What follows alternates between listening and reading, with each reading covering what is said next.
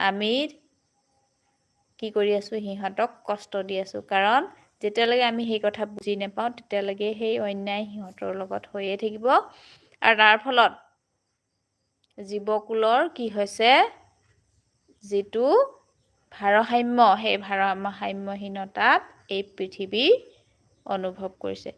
পৃথিৱীৰ সমতা বজাই ৰাখিবৰ কাৰণে প্ৰত্যেক জাতিকুলকে জীয়াই ৰখাটো অতি প্ৰয়োজন আৰু সেইকাৰণে আমি খাদ্যাভ্যাস কি কৰিব লাগে সলনি কৰিব লাগে যদি আমি আমাৰ জিভাৰ জুতিৰ কাৰণে কাৰোবাক হত্যা কৰি তাৰ সোৱাদ লৈ আছোঁ তেতিয়াহ'লে সেয়া অতি অমানৱীয় কথা তো আমি মানৱ হিচাপে আৰু জীৱশ্ৰেষ্ঠ প্ৰাণী হিচাপে আমি সিহঁতক কি কৰিব লাগে মৰম কৰিব লাগে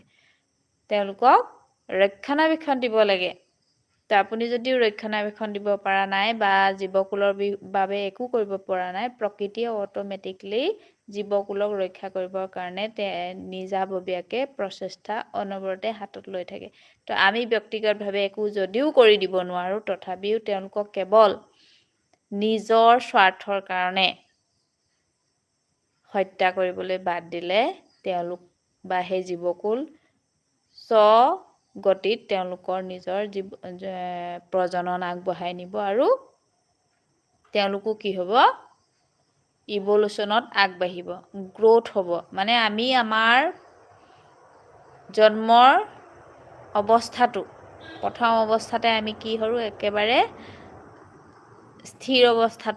থাকোঁ যেনেকৈ পাথৰ পাহাৰ শিল এইবোৰ হ'ল কি একেবাৰে স্থিৰতাত থাকে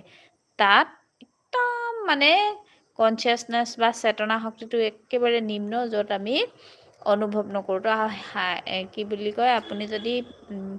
পাহাৰ এটা টঙনিয়াই ভাঙি দিয়ে বা শিল এটা ভাঙি দিয়ে কোনো ধৰণৰ প্ৰতিক্ৰিয়া নহয় কিন্তু এটা জীৱ সেই জীৱটোক যদি আপুনি ভাঙি ছিঙি তাক টুকুৰা টুকুৰ কৰিব বিচাৰে তেতিয়াহ'লে সিহঁতৰ প্ৰতিক্ৰিয়া দিয়ে তো সেই প্ৰতিক্ৰিয়াত কি থাকে পেইন থাকে আৰু সেই পেইন যিটো দুখ অনুভৱ কৰে সেই দুখ আপুনি যেতিয়া আহাৰ হিচাপে আপোনাৰ মুখৰ জিভাৰ সোৱাদৰ কাৰণে লয় তেতিয়া সেই পেইন আপোনালোকৰ শৰীৰত প্ৰৱেশ কৰে আৰু সেই পেইনে আপুনি ক'ব নোৱাৰাকৈ আপোনাক কি দিয়ে জানেনে বেমাৰ দিয়ে সেইকাৰণে আজি মানৱ ইমান অধিক বেমাৰী হৈ পৰিছে কাৰণ প্ৰত্যেকটো বস্তুতে আমি জিভাৰ সোৱাদৰ কাৰণে নকৰিবলগীয়া ভোজনো কি কৰিছোঁ ভক্ষণ কৰি আছোঁ আৰু তাৰ লগত অকল যে এনেকুৱা ধৰণৰ খাদ্য আমি খাওঁ সেইকাৰণে বেমাৰ হয় সেইটো নহয় আৰু বহুত কিছুমান ৰিলেটেড কথা থাকে যিবোৰৰ কাৰণে আমি আমাৰ শৰীৰটোক বেমাৰী অৱস্থাত পাওঁ তো প্ৰত্যেকটো বস্তুকে আমি কি কৰিব পাৰোঁ শুদ্ধিকৰণ কৰি ল'ব পাৰোঁ আৰু তাৰ কাৰণে আমি কি কৰিব পাৰোঁ ফাৰ্ষ্ট ষ্টেপ হ'ব পাৰোঁ যে আমি নিজেই ভেজিটেৰিয়ান হ'ব পাৰোঁ আৰু তাৰ ফলত কি কৰিব পাৰোঁ আন জীৱক কষ্ট নিদিয়াকৈ আমাৰ জীৱনটো সুন্দৰভাৱে আগবঢ়াই লৈ যাব পাৰোঁ এয়াই মোৰ বাৰ্তা আছিলে যে আপোনালোকে আহক 11 নৱেম্বৰত এই অঞ্চলত প্ৰত্যেক মানৱেই কি হ'ব লাগে শাকাহাৰী হ'ব লাগে বা ভেজিটেৰিয়ান হ'ব লাগে বা নিৰামিষহাৰী হ'বই লাগে কাৰণ আপুনি আজি এইটো জন্মত নাই কৰা নেক্সট লাইফত কৰিব বা তাৰ নেক্সট লাইফত মানে আমি যেতিয়ালৈকে গৌতম বুদ্ধদেৱৰ নিচিনা বৌদ্ধত্ব প্ৰাপ্ত কৰিব নোৱাৰোঁ তেতিয়ালৈকে যাত্ৰা আমাৰ অহৰ নিশে চলিয়ে থাকিব তো আপোনাৰ হাতত আছে যে আপুনি কি কৰিব জ্ঞান ল'ব আৰু পৰিস্থিতিটো এতিয়াই ত্যাগ কৰিব নে আৰু